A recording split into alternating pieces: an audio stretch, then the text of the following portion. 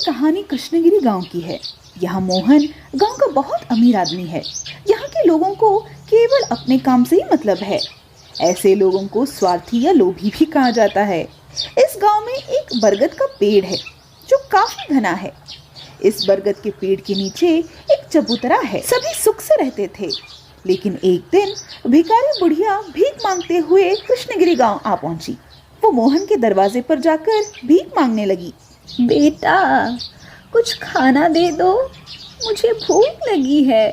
भगवान तुम्हें और पैसा देगा, धनी बनाएगा तुझे।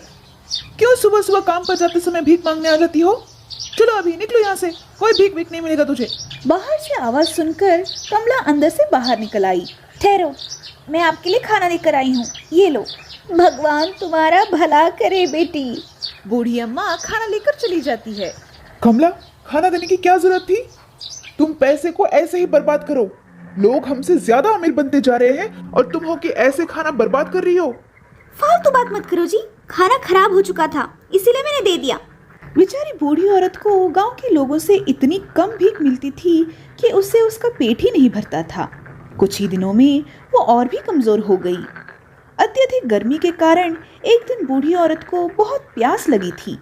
आसपास पानी ना होने के कारण वो लोगों के घर जाती है और पानी मांगने लगती है, लेकिन वहाँ के लोग इतने नीच थे कि उस गरीब को किसी ने पानी तक नहीं पिलाया। पानी पिला दो, अरे कोई इस बूढ़ी को पानी पिला दो। उसे कोई पानी नहीं पिलाता। वहाँ के लोग उसे देखकर भगा देते थे।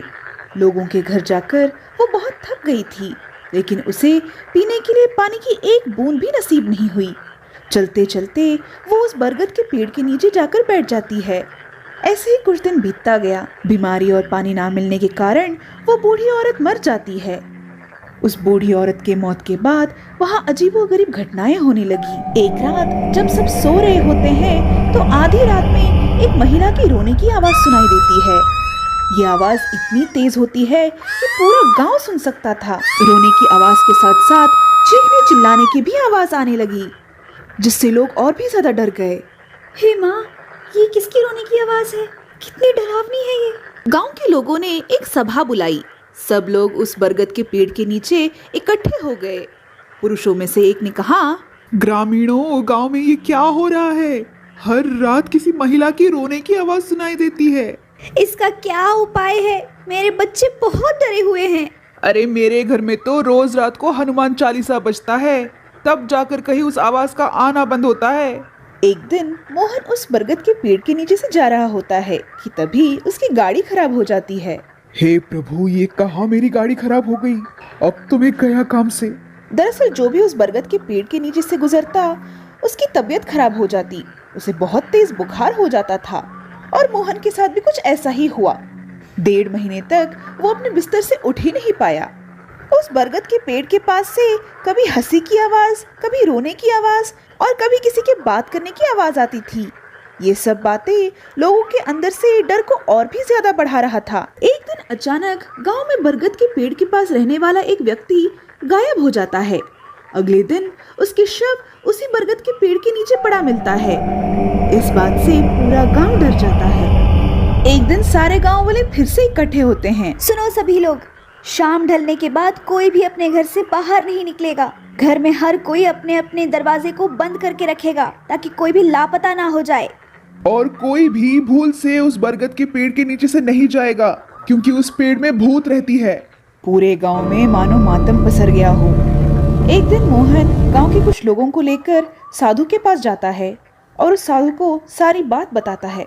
बाबा जी, कुछ दिन पहले हम लोगों से बहुत बड़ी गलती हो गई। एक बूढ़ी औरत थी, ना जाने कौन से गांव से आई थी। और फिर मोहन ने सारी घटना बताई। तुम लोग मिलकर एक बूढ़ी भिखारी के पेट नहीं भर पाए, इतने स्वार्थी हो तुम लोग। आज जो हो रहा है ये सब तुम लोगों की वजह से ही हो रहा है। मेरे पास क्यों आए हो? चलो जाओ यहाँ से, मैं तुम लोगों की कोई मदद नहीं कर सकता। हमसे भूल हो गई है, हमें माफ कर दीजिए बाबा जी और हमें बचा लीजिए। मैं इसमें अब तुम्हारी कुछ मदद नहीं कर सकता हूँ बेटा। तुम लोगों ने जो किया है उसका बदला वो लेकर ही रहेगी। बाबा जी ऐसा मत बोलिए, हम बर्बाद हो जाएंगे। मोहन बेटा, इसका कोई इलाज नहीं है। किसी प्रकार का हवन या यज्ञ उसे शांत नहीं कर सकता है। पर हाँ, अगर तुम लोग जाकर उस बरगद के पेड़ के नीचे उसे माफी मांगोगे और उसने तुम लोगों को माफ कर दिया तो शायद तुम लोग बच सकते हो। और फिर गांव वालों ने वही किया। पर दूसरी तरफ से सिर्फ एक ही आवाज आई, मैं तुम में से किसी को माफ नहीं करूंगी। इस गांव में अगर कोई जिंदा बचेगा वो सिर्फ बैल बकरियां ही है। तुम में से मैं किसी को नहीं छोड़ूंगी। जाओ जाओ जाओ जाओ और अपनी बारी आने का इंतजार करो। और ऐसा ही हुआ। कुछ ही दिनों में पूरा गांव शमशान बदल गया और जिंदा रही तो सिर्फ बैल और बकरियां ही।